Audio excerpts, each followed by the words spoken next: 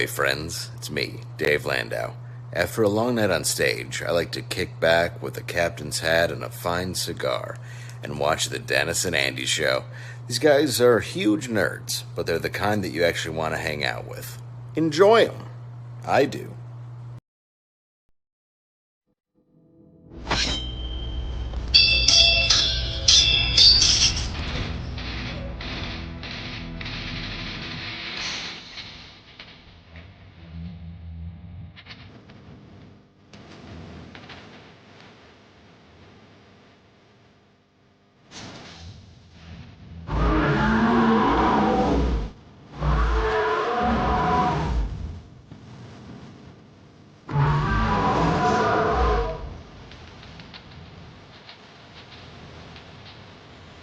Certified badass.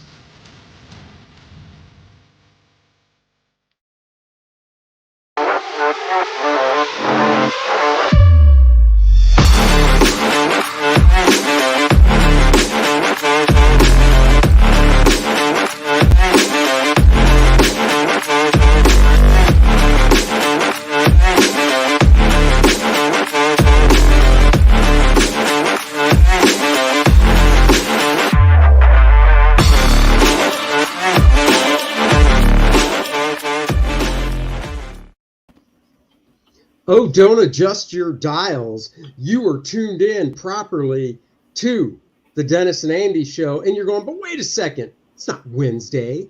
It's right. Not 5 p.m. It's, well, you know, as Jimmy Buffett says, it's 5 o'clock somewhere. And it is a late night Dennis and Andy show because we're going to be streaming with the man from down under, Michael Bancroft, at 11 o'clock p.m. So in about an hour.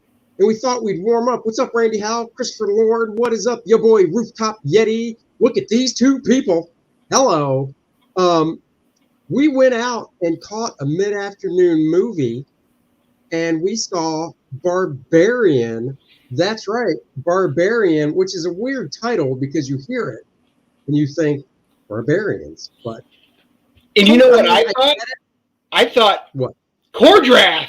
Oh, we're going to go see a movie about Kor-Drath. Oh, yeah, no. That's right. But it wasn't. But it's funny because I do have, the trailer I played for Kor-Drath, The Reckoning, which if you haven't go back it now. Link is in the description below. I do have a new trailer for that, which is on the campaign page, and I am going to show as well. But we want to talk about the movie Barbarian. It is a movie that came out last Friday, kind of snuck in under the radar. It is a horror movie. It's so weird. It's like, would you really call it a horror movie? It is actually defined as a horror thriller. I was going to say I'd go more thriller than horror. It is good. I don't know. I don't want to get into spoilers because it's only been out for a week. Am I going through my camera mic? I don't know. Let me see if I am. Hold on. That's why I love you guys. You let me know. I shouldn't be. I haven't changed anything, but let's see. Damn it. It changed. Check one. There we go. All right. That should sound better. For some reason, switch back to my camera instead of my blue snowball. So anyhow, thank you for letting me know about that. So Barbarian came out a week ago. I think it was the #1 movie last week at the end of the weekend. Yeah, there wasn't a whole lot of competition. No, there wasn't. And I'm just surprised it beat out Top Gun Maverick again, because that's still going. It is, but everything has to go down eventually. It stars Skarsgård. What's his first name? That's Bill. That's the younger brother. Bill Skarsgård. Of course, you remember him from playing the clown in It. So it stars him. It stars, I don't even know the actor. No different in this movie than what he did in It. Oh, what are you talking about? It's 180 degree different. I can't remember the girl's name. I don't have the IMDb page up. Her real name is Georgina Campbell. That's it, Georgina She plays Campbell. Tess. Paul says, you guys still go to the movies? The lockdowns reminding me how much of a crappy experience it's become. Today was actually a fun experience. It was the two of us and one other person in this theater. This woman looked like she was in her mid to late 20s, and we were all in the same row. I mean, we were spread out. She was actually sitting in our seats. Yeah, she was actually sitting in our seats, and she's like, "Oh, I'll move." And I was like, "Nobody else is here. You're fine." So we sat down. She ended up moving about 5 seats down anyhow. But the nice thing was, with only 3 of us in the theater, we were actually cracking jokes during the movie because it was just 3 of us, and she actually kind of started it by commenting. And when she commented, we laughed and commented back. So that kind of opened the door to, oh, these guys are fun and will joke around and stuff. Because there were just Hollywood, horror movie tropes of, seriously, you're opening this door. It's a dark, dark, dark, dark hallway in the basement of a house, and you're going to go down it? Seriously? With no weapons or anything? So, the funny thing is we're sitting here, and like you said, the girl's cracking some jokes and making comments like, oh my God, are you really doing that? We're all laughing. We're all cracking jokes. And at this point, we're so smug. Usually I can figure out a lot of these movies. And we're so smug, you're like, oh my God, don't go down there. Oh my God, don't do this. It was literally one horror/thriller trope right after another. Don't do that. Don't leave your cell phone there. Oh my God, you guys are going to do it. Don't do this. Don't leave the door open behind you. Oh, anyway, it was one thing after another. And we're like, wow. They had some good jump scares, but it was like, yeah, this isn't going anywhere. It's good, but it's not great. And then, well, let's get into the story. I mean, the story is basically, it starts off with her name in the movie is Tess. And that's correct, right? Yeah, Tess. Yeah, Tess. And something. It's late at night. You don't know what time, midnight, maybe 1 a.m. Who knows? It's pouring rain. She shows up at this house that she booked as an Airbnb. She gets there.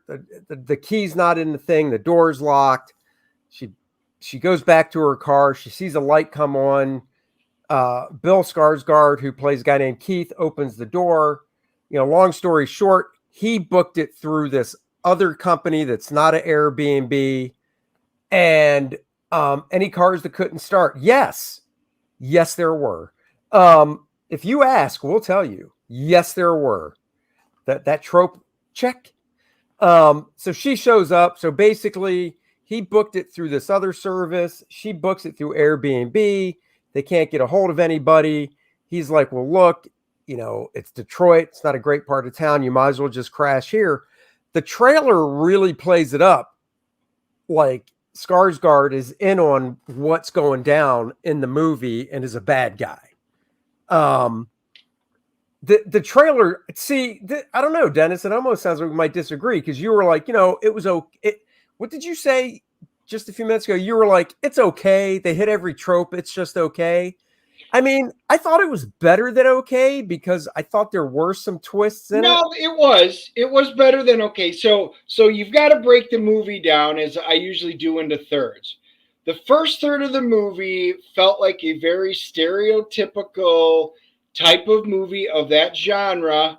Yeah. Yes. Yep, of course. Yep. Again, check the box. And I'm like, okay, it was good for what it was, seemingly. Now, remember, first third of the movie, seemingly. And I was like, okay, this is going to be a straightforward, standard slasher kind of thriller, being chased kind of movie. Okay, it's kind of like Halloween. I get it. All right.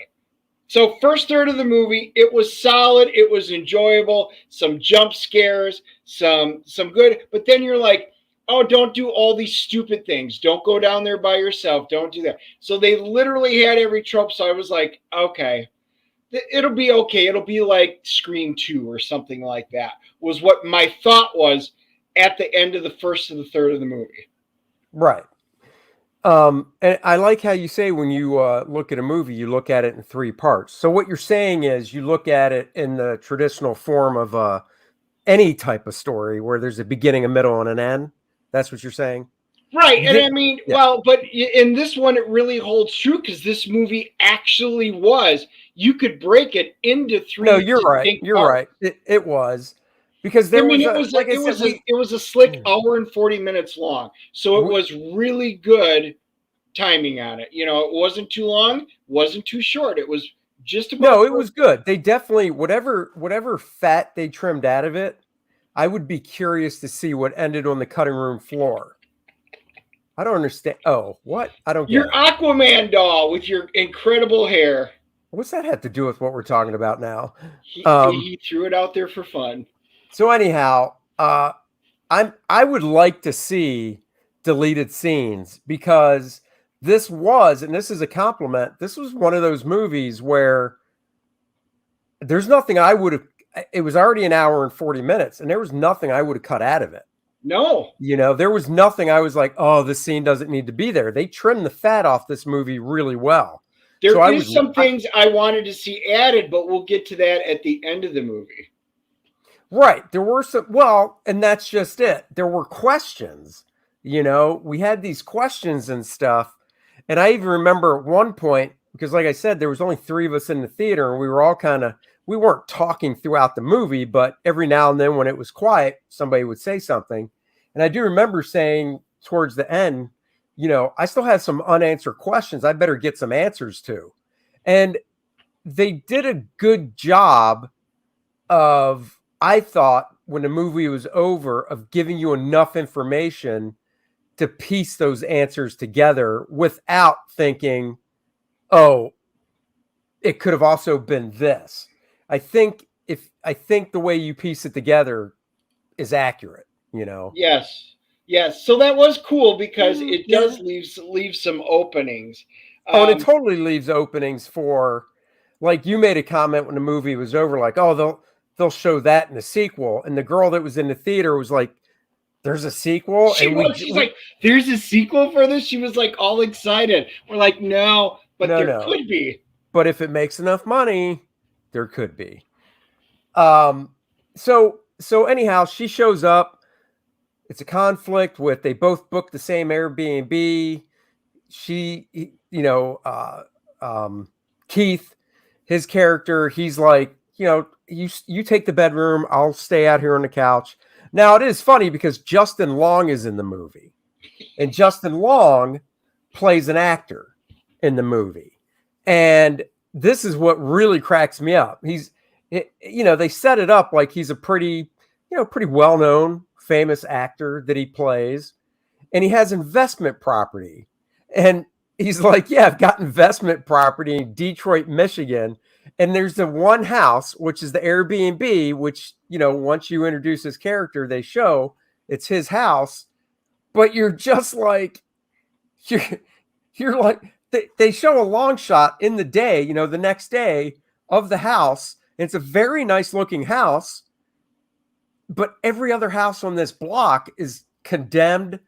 It's Detroit. It's literally the area of Detroit where they just give houses away. That's like how bad it is. 16-mile road out in that area, where you've got between 13 and 16 mile. It is literally just like it. And I was like, oh, I would theoretically know where they are in Detroit.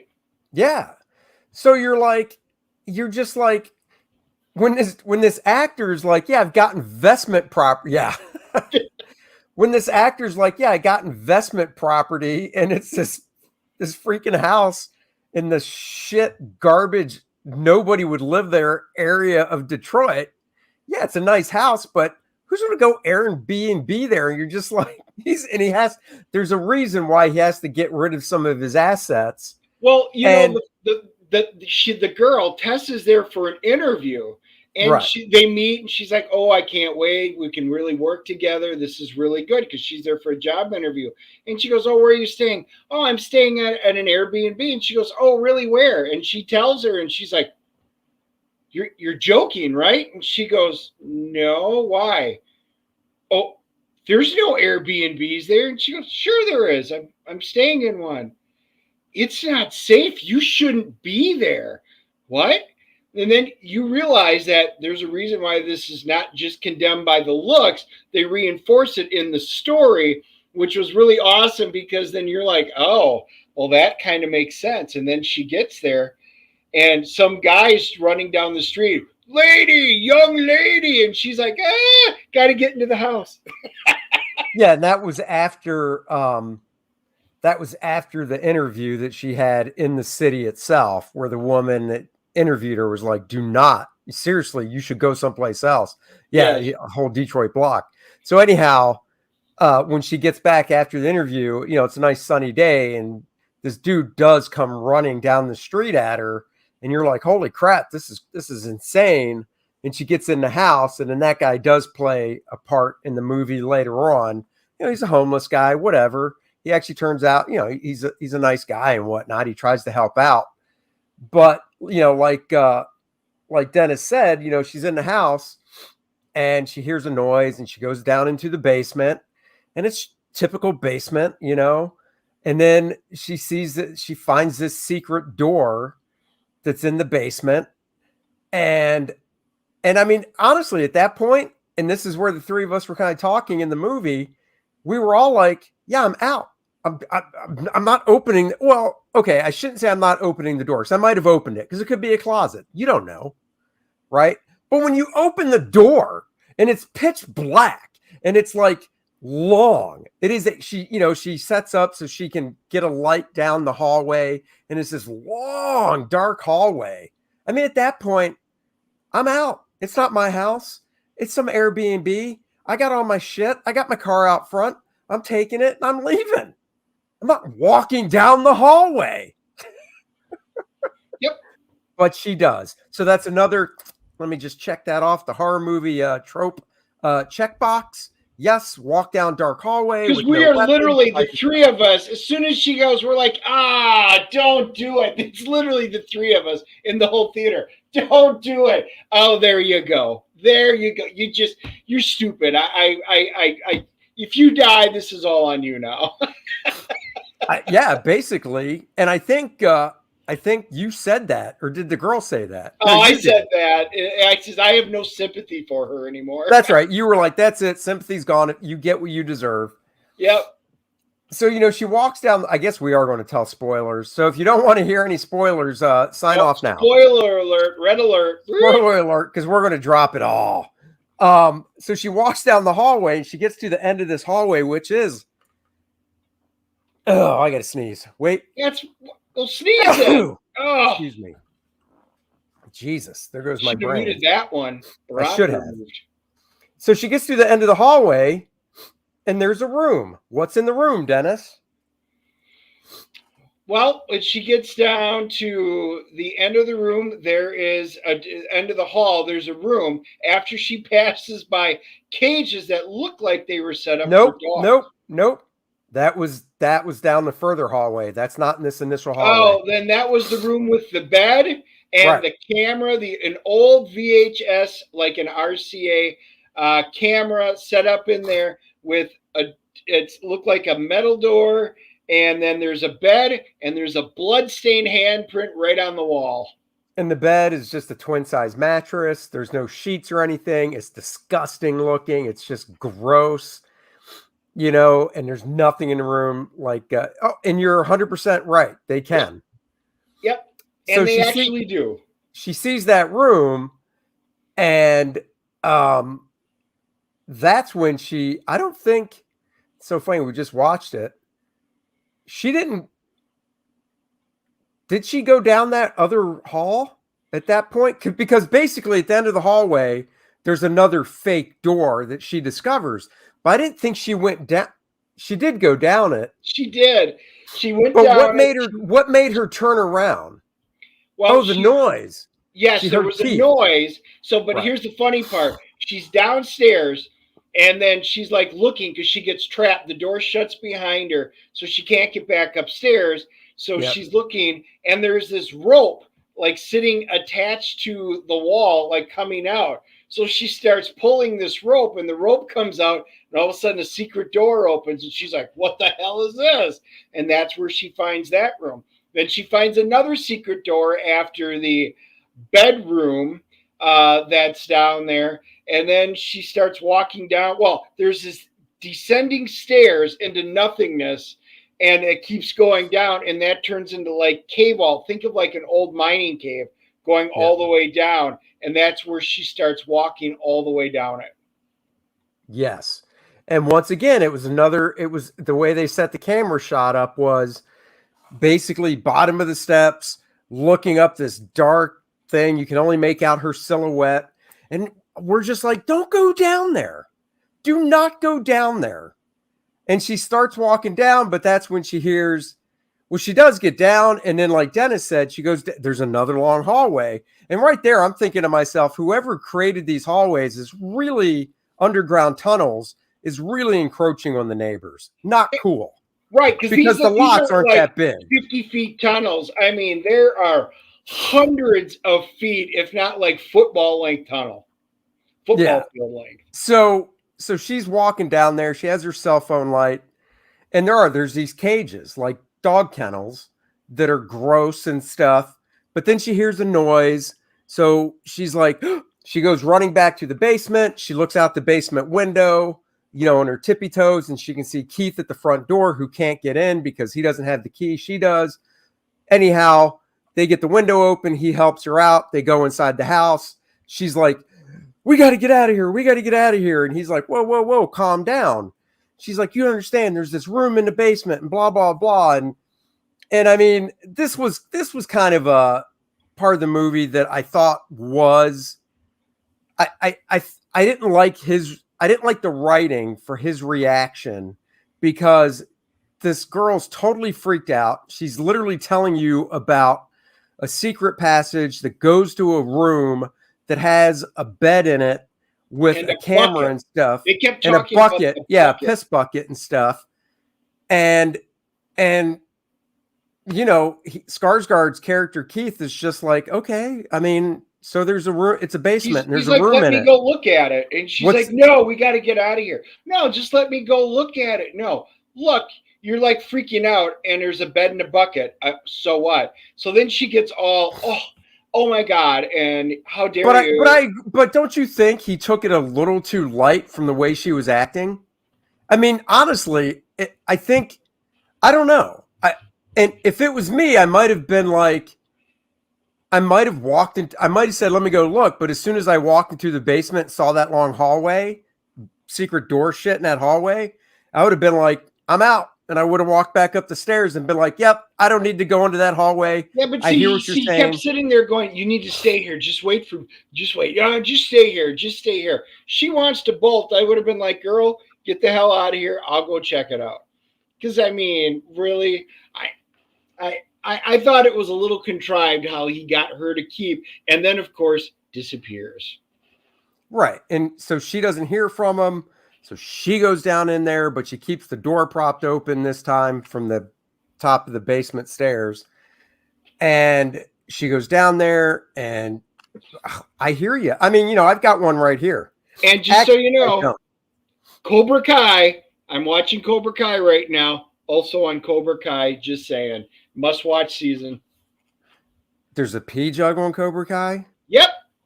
Okay. I was wondering where this connection's going. So anyhow, she goes down there, and she goes down the hallway again, looks into the room. He's not in the room. And you're like, oh, he is setting her up, because I really thought he was the bad guy in all this. And she hears him yelling for help down. She opens that other fake door with the big stairs, hears him yelling for help. So she goes down there. He comes running at her out of the pitch blackness, and he's like, we got to get out of here. Something bit me. And she's like, okay, let's get out of here. And then just come running down the hall. No joke. Comes running down the hall. Is this like 6'8", 7 foot tall beast of a naked, gross woman. Jugs flapping around. I lean to Dennis and I go, well, at least we got to see some Tetons in this movie. Gnarly face, just gross.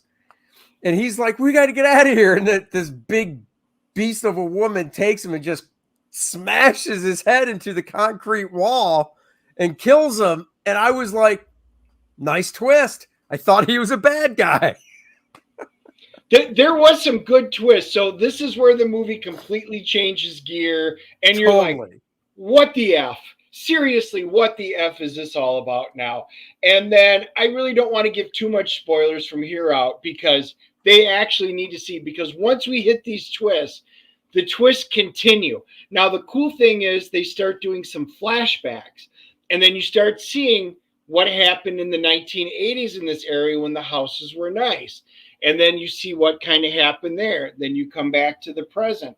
So they do a nice job of filling in these gaps that wind up happening in there.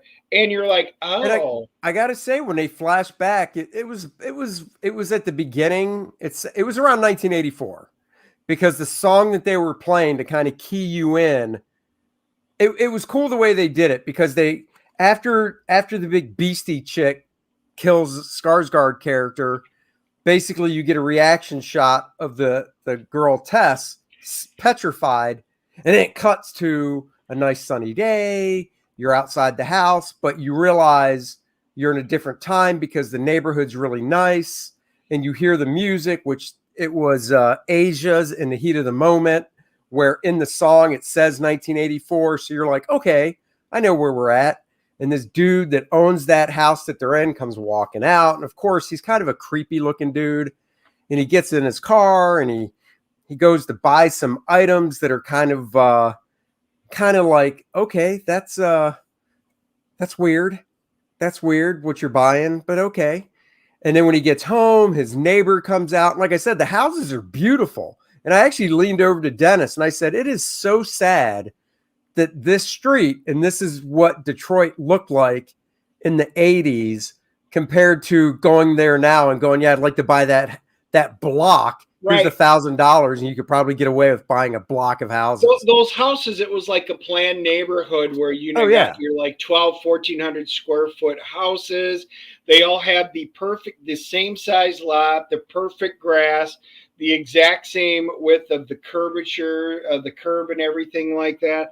So, I mean, it was this planned community, and the neighbor's like, yeah, I'm just letting you know, we're putting our sign up. We're getting out while we still can. Economy's going bad. This place is going to hell, and we're going to get out while we can. And Frank's like, I'm not going nowhere. Right. Which leads you to go, oh, so this must be the bad guy. And then from there, it cuts to Justin Long, present day, driving down the highway in California, Coastal Highway, in his convertible, and he gets himself a phone call.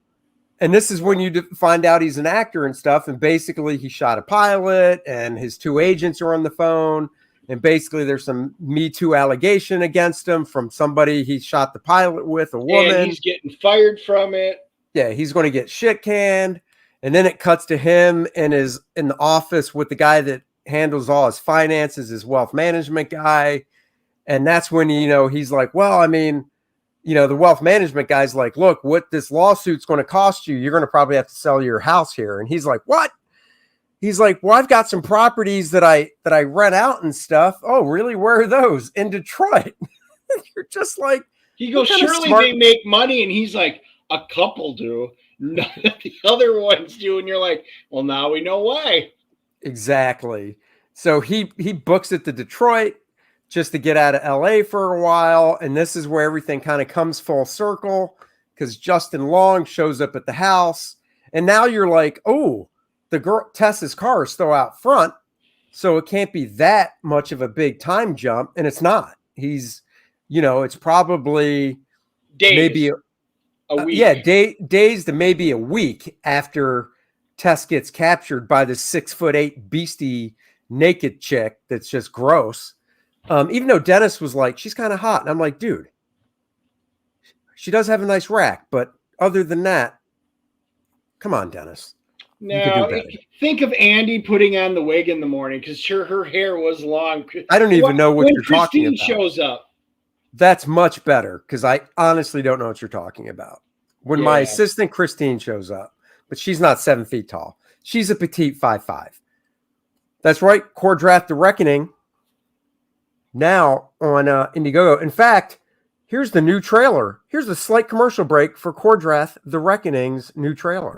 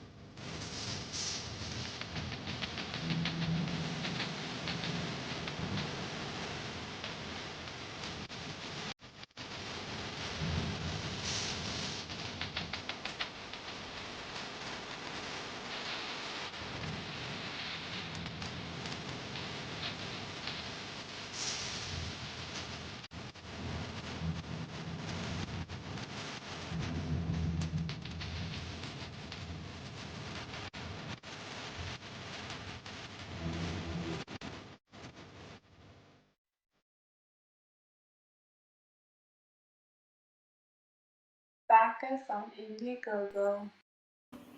Oh, I love that little backup on Indiegogo. I do too. Jimmy Reyes with a great video. Jimmy Reyes, thank you so much. Anyhow, back to the show. Commercial break over. Go back, Kor-Drath, The Reckoning now if you haven't. Creeping up on 600 backers, only 17 away. Let's do it. Adriana's got game. Randy says, you darn right she's got game. And a nice rack. That's what you mean by game.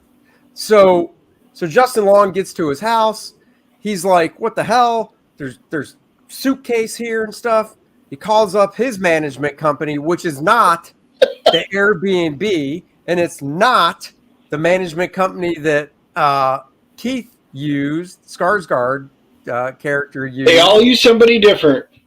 So, and they're like, nah, nobody's there. What are you talking about? And he's like, well, what the shit? There's stuff here, whatever. And suitcases, keys, cell phones, laptops.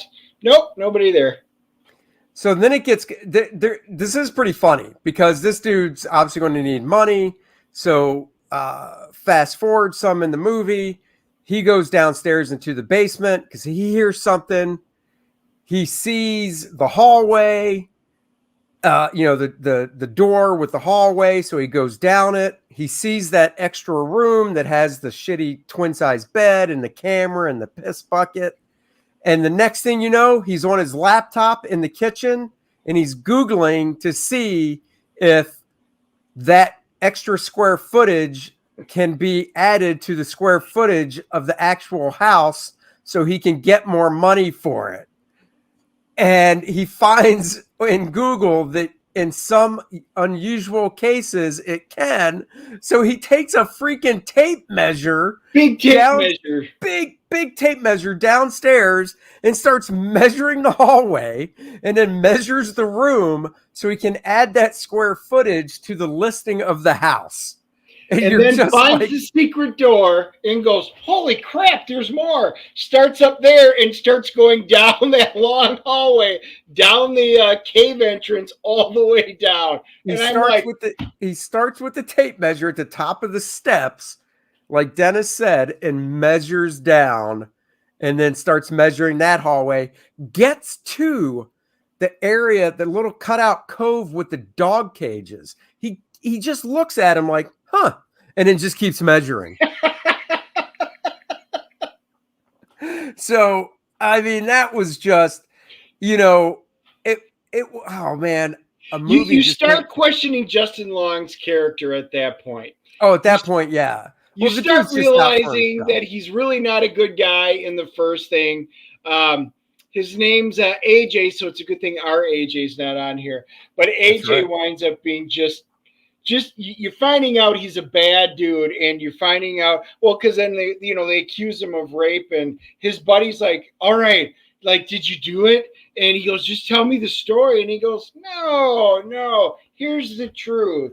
Yeah, we had sex. And yeah, I kind of had to force the issue for a little bit, but once we got going, it was okay. We had fun. I don't know what the big deal is.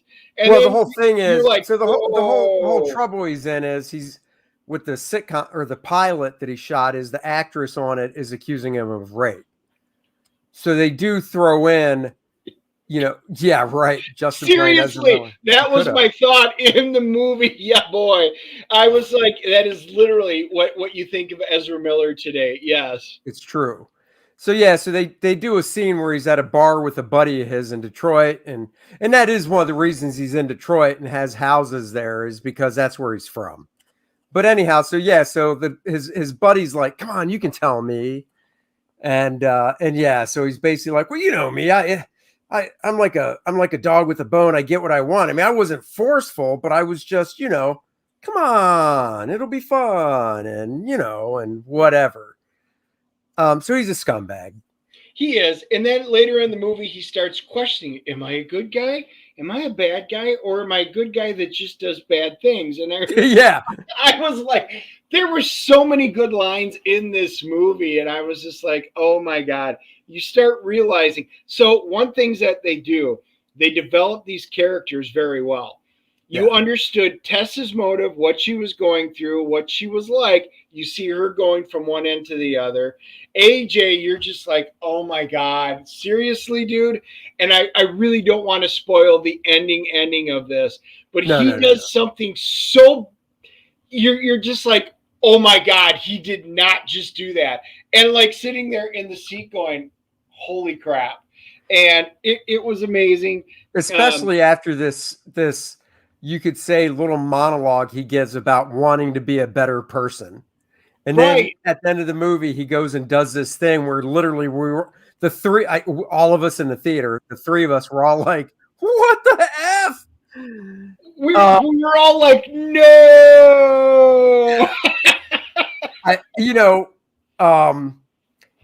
I like Justin Law as an actor. I haven't seen him in anything in forever. I do too.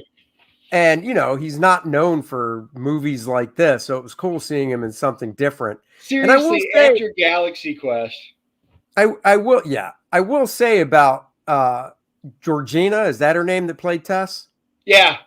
I will say about her character, I was really afraid that it was going to be, oh no, here we go. The dude's a F up. She's going to save the day, of course, because the guys are idiots. But it wasn't. I didn't get that at all. I didn't get any real wokeness from this movie at all. No, it really wasn't, which was also very refreshing. So. And she played, she's the star of the movie, so I think that's enough said on, how the movie part of the movie ends with her. I say let's just stop and give it a grade, because anymore we're really going to spoil. All right. This movie is worth watching. All right, I'll go first. I'm gonna go. I'm giving it an 8.0. Wow, me too. We agreed. Yeah. Oh my God, dude! I thought you were going to come in at like a 7 or a 6.5. To be honest, at the beginning. No, I'm telling you, the moment that third of the movie, which was solidly done, it was such a misdirect in the movie. I was like, holy crap, I never saw that coming.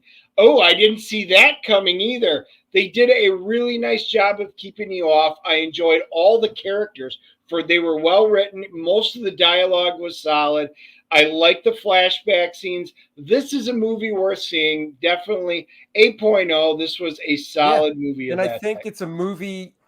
It's one of those things. Look, if you've got a huge TV, just turn all the lights off, because it does, atmospheric wise, being the horror thriller that it is, it would definitely be better in a nice dark theater or a dark room compared to, watching a movie at your house on your big screen with all the lights on.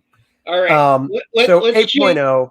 Yep. Let's change gears and talk a few minutes of She-Hulk, because then we're going to have to bolt to get on to Michael Bancroft. So we don't have a link for it, but we're going to be on his show in about 20 minutes. So we got to head out to hop on. That's right. But we both did get a chance to watch She-Hulk. We did. And This episode was basically, if you're watching the show, the end of the previous episode, episode 4, she got served with papers from Titania to basically stop using the name She-Hulk because Titania trademarked it. Now, I can tell you this, but this is TV time. TV time's always different. What I mean by that is, take an episode of Law and Order. A crime happens in the beginning, an hour later, justice has been served. We all know it's a slow roll. So I just went through trademark stuff with Astonishing Comics. It has taken going on a year and a half. So there's no way in hell Titania could have trademarked She-Hulk that quick. But that being said, basically Jennifer Walters hires one of the attorneys at the law firm she works for to represent her, to countersue, to get the trademark back, because Titania is selling all sorts of perfume and merchandise using the name She-Hulk. There's billboards, radio commercials, all this stuff. There were funny moments in the show.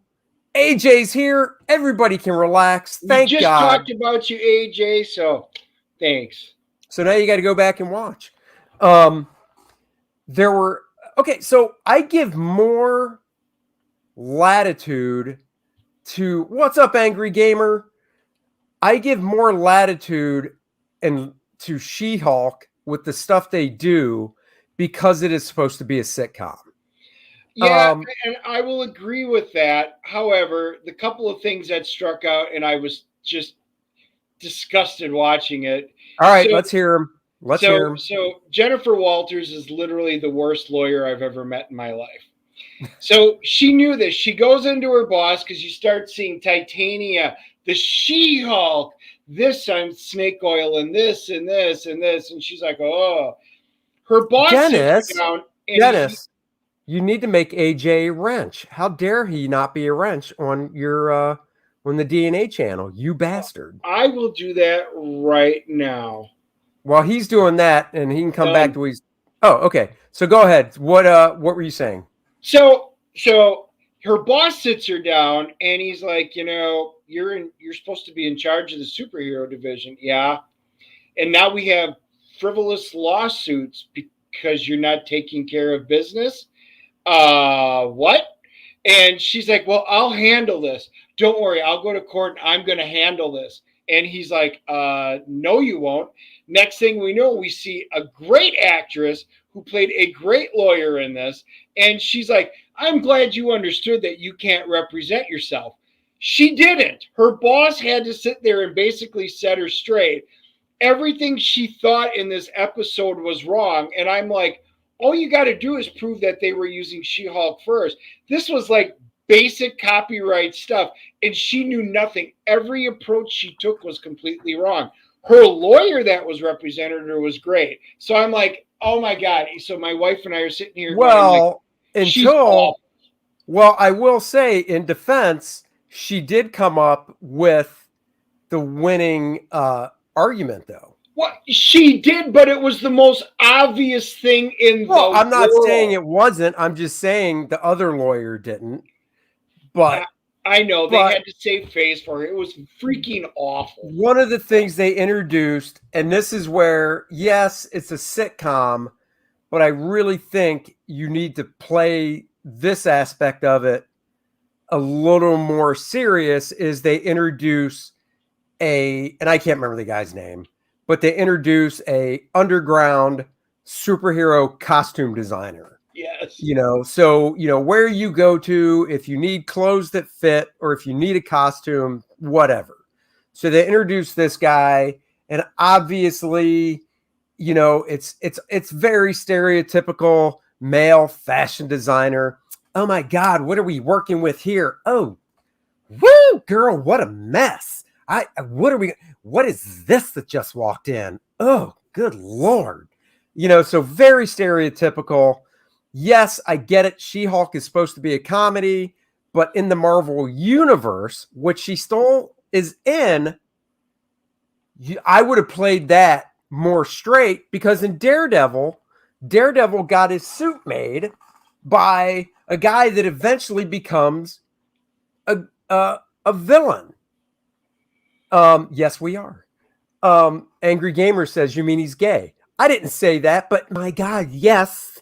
Yes, you could assume that. Oh my God. What is she wearing? Oh.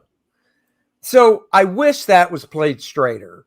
I don't mind the fact that it was like this underground thing. And, it's like, oh, what's your, and there wasn't a password, but it was kind of like, oh, what's the password? It was literally made that every stereotypical trope once again walking into this. But it would have been, but I wouldn't have minded it if it was played serious like it was in Daredevil when Daredevil went to the guy to make his costume. Absolutely. And I get this is a sitcom and they had to buy Avengers gear in order to go meet him and all of that stuff. Okay, that was cute. Titania is cute in this, but we're assuming she's got superpowers, but we really haven't really seen anything other than that very first meeting for that 10 seconds. Right. I mean, you don't know if it comes from a suit, the suit that she was wearing, or if she actually has superpowers. You have no idea.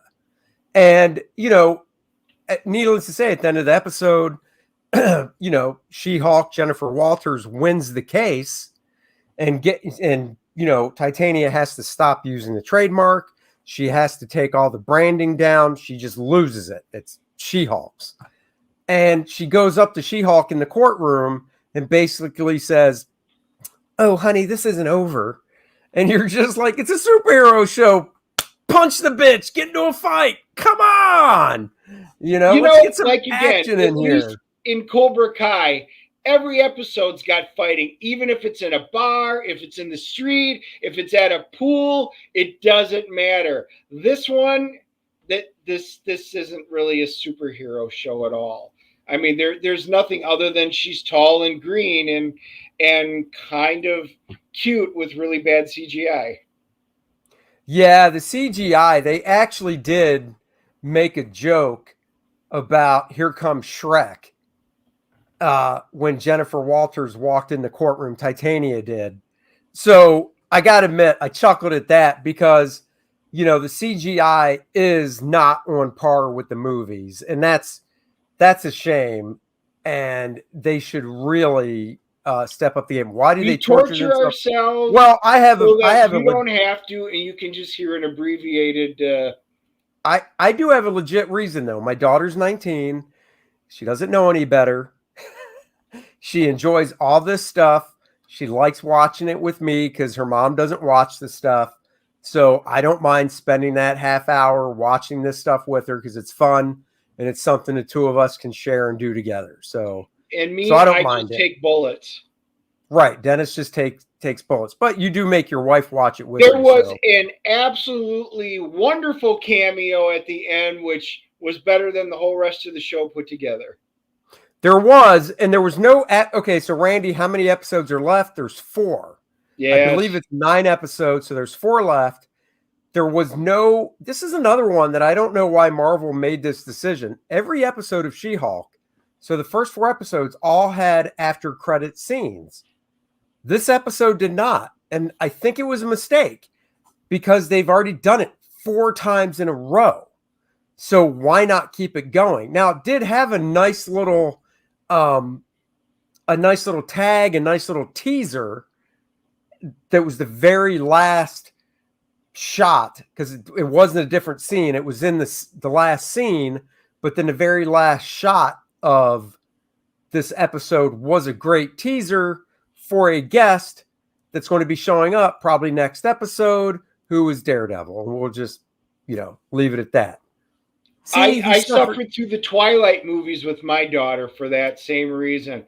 I suffered through Hunger Games. The final one. Oh. And I suffered through Hunger Games. And every now and then, Dennis really wants me to suffer through E.T., but I just won't do it. So it's too bad. But then again, Dennis has never seen Pulp Fiction.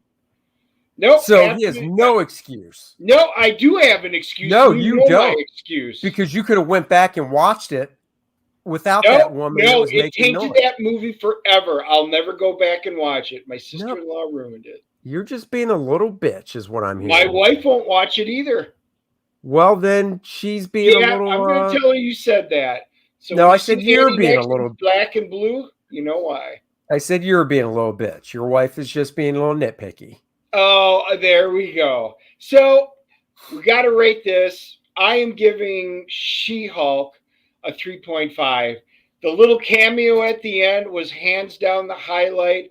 The little Shrek comment was cute. Titania was kind of cute what she did. Yep, the rest of it was garbage. See, I'm just not as harsh. I would give it a. I don't know. I'd give it a 5.5. It really rings of a network. You know, when I say network, I mean one of the three: CBS, ABC, or four: NBC and Fox. It really just comes across as a network sitcom. But I will say this: it comes across as a network sitcom that, as I'm watching it, I would be like, "There's no way this is getting picked up for a second season." Well, a sitcom implies that you laugh. Other than that I did, one though. little Shrek I joke, honestly, I didn't laugh at all. honestly, I do, because when she's Jennifer Walters, so the actress playing her, her normal human self, every now and then she says something that makes me chuckle. When she's She-Hulk, even though the CGI isn't that great, some of the facial expressions and some of the sarcasm and stuff does make me laugh.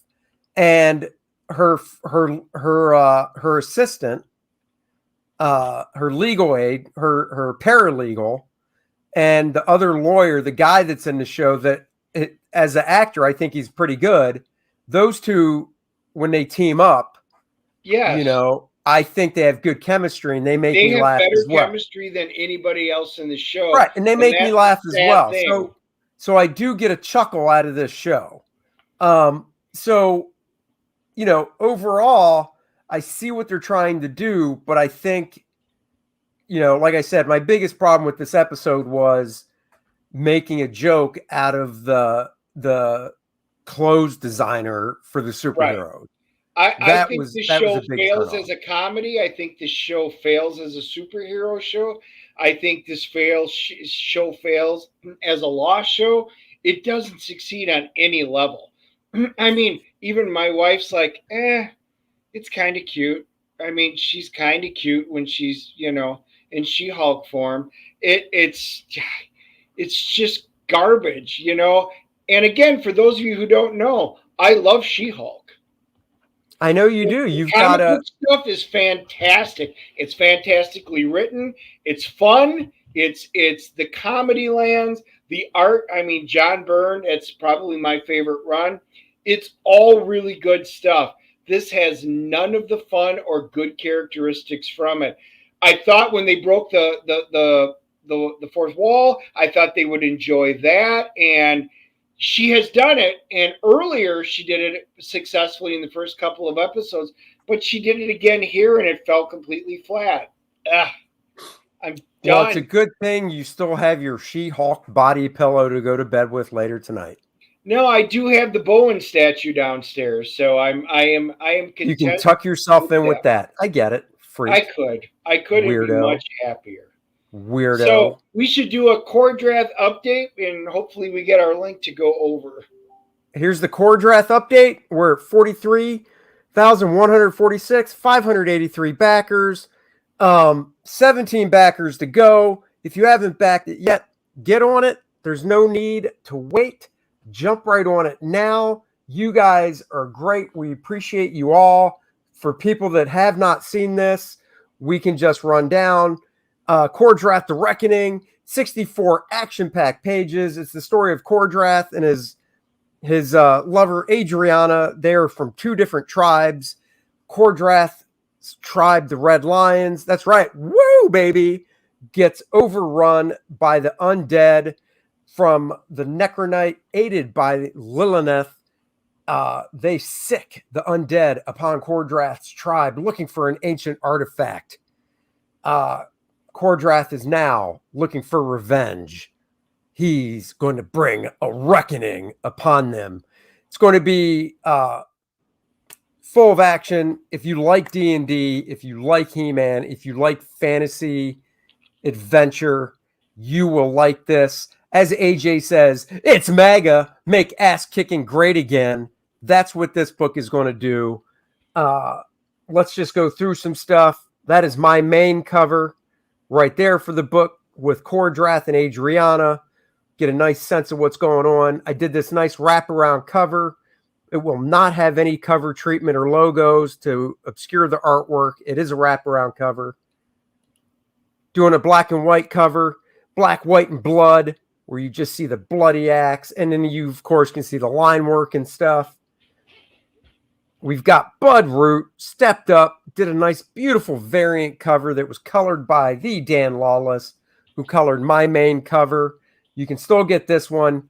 We did offer a black and white version of this for the first 24 hours. You never know, it could come back. But if you really want it, there is a bundle up here where you can get it all, which is all 5 covers, including the Bud Root black and white cover and the oversized 80-page hardcover artist edition as well. Of course, we have character descriptions. You can go through and read it at your leisure. The artist edition will be 80 pages, oversized. All the black and white art, because I still work traditionally on paper, will be scanned in full color so you can see the gradation in the ink tones. You can see white out, because I do use white out. You can see the blue on the paper outline and stuff, the guide marks, all that stuff, stray pencil marks. You can check all that stuff out. So please, if you've backed the campaign, thank you so much. Back it again, because that's a thing. I've backed campaigns multiple times. If you haven't backed it, I don't know what you're waiting for. Get on it. The parody ad that I'm known for doing in all my books, this is my 4th parody ad. Dennis wrote it with the little Looney Tunes vibe. It is zombie season and wraith season, and they are drinking a good hard beer after all that hunting. So it's a very fun ad. Drew it in a throwback style, flat color, little newsprint going on to really give it that vibe. Lots of fun stuff in the campaign, including a great t-shirt. Bud Root's original art has already sold. But stretch goals, once we hit 50 and 60, you'll get these 7x10 printed character cards on heavy stock paper. Bancroft's going live. SRD compatible. Let me see if I've got a link from him. Hold on. Well, he needs to send me a link. So as soon as he sends the link, we will we'll get on it. Let me just double check. There's the link. All right, guys. Wait, is that the link? No, that's not the link. Wait, did he send me a new one yet? No, he hasn't sent me a link yet. See, I knew it. Well, you better text him. So, Nope. guys, I'm popping it in the thing because we're going to be going on his. He's writing me now, so we're going to end this. Here is the campaign. Please go back it now if you haven't already. And I don't want any more variant covers, but I'd like to see something that looks like a 1E adventure module. Stay tuned is all I'll say. Guys, we got to bounce out of here. Join us on Michael Bancroft. We'll catch you guys later. Bye-bye, everybody.